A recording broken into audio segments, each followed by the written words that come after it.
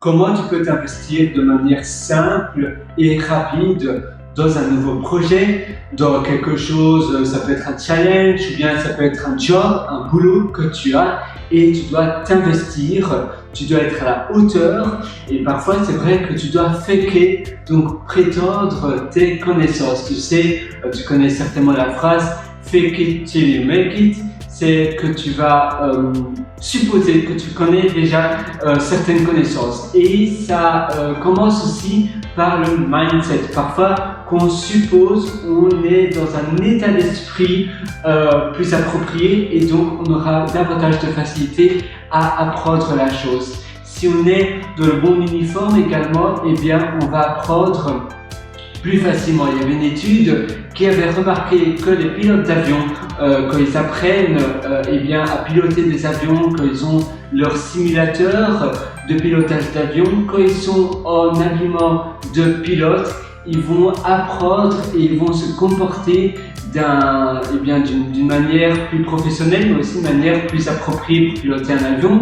Ils vont moins faire d'erreurs quand ils ont leur habillement de pilote. Par contre, s'ils sont habillés en jogging, en training, tu sais, en basket, etc., ils vont pas avoir le même état d'esprit, ils vont pas avoir le même comportement et du coup, ils vont faire plus facilement des erreurs. Et finalement, c'est la même chose pour tout. Quand tu es dans un mindset approprié, quand tu baignes dans le bon environnement, même si tu ne sais pas encore ou pas très bien une connaissance en question, tu vas avoir plus de choses, de mieux t'adapter et tu vas mieux savoir faire cela. En effet, quand tu as plein de connaissances que tu dois apprendre, c'est difficile, c'est même impossible de tout savoir. On ne sait pas tout savoir, c'est juste impossible. Qui peut tout savoir sur tout? Eh bien, c'est pas vraiment possible. Par contre, quand on commence un boulot,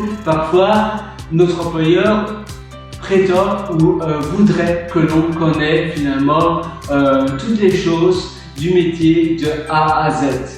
Et alors, qu'est-ce que tu vas faire? Eh bien, premièrement, tu vas tous les jours essayer d'apprendre. Tu vas même pas essayer parce que essayer, le mot est voué à l'échec. D'ailleurs, j'aimerais reprendre un exemple sur l'aviation. Eh bien, imagine, tu rentres dans un avion et le pilote d'avion dit à son équipage et aux passagers: Ladies and gentlemen, welcome, donc bienvenue dans ce vol à destination de Rio. Je vais essayer d'atterrir à Rio. Essayer. Eh bien, essayer, tout le monde aurait super peur et tout le monde serait effrayé parce qu'en effet, essayer, ça veut dire qu'il y a une possibilité à un échec. Et si tu t'envoies le mot essayer à ton cerveau, à nouveau, eh bien, ton cerveau inconscient va voir cela comme un échec. C'est pour cela que tu dois finalement te dire non. Tous les jours, j'étudie plutôt, c'est encore mieux, j'étudie pendant 10 minutes, pendant 20 minutes une connaissance adéquate. Et tu vas vraiment t'immerger dans une seule connaissance, une chose à la fois. Ça, c'est aussi quelque chose d'extrêmement puissant, une seule chose à la fois.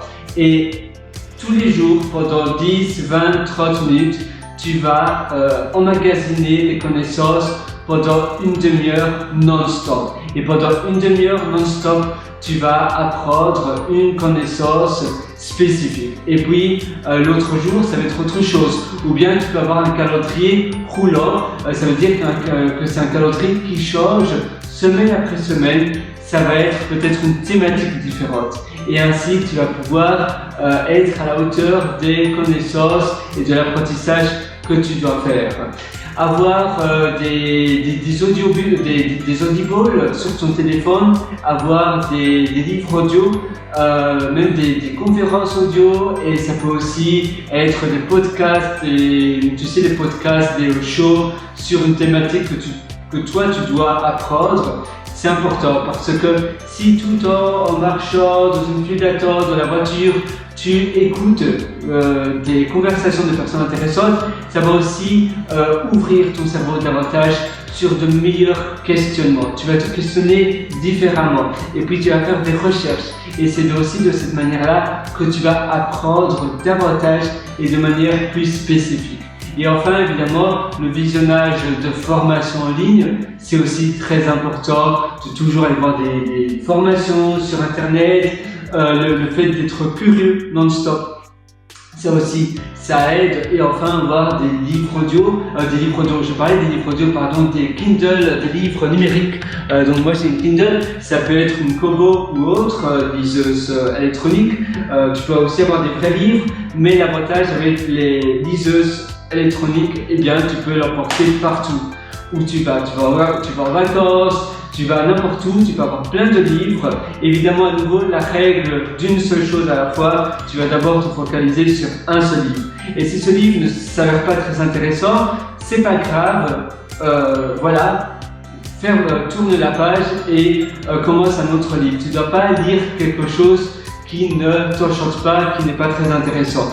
Parfois, on a envie de terminer le livre, d'aller jusqu'à la fin. Mais alors, on va ralentir la lecture, ça va aller plus lentement et on va lire de l'information peut-être que l'on sait déjà ou qui n'est pas très intéressante. C'est mieux alors de se dire, voilà, ce livre n'est pas fait pour moi, je supprime ce livre de ma Kindle, de ma liseuse électronique et je commence un autre livre. Ça aussi, ça va t'aider à apprendre davantage. Donc le mindset, c'est très important. Fake it till you make it. Donc tu vas vraiment prétendre aussi à ton inconscient que tu sais déjà quelque chose. Et tu vas vraiment faire preuve de curiosité pour highlighter, donc pour voir toutes les choses qui pourraient être corrélées à ce que tu vas apprendre. Enfin,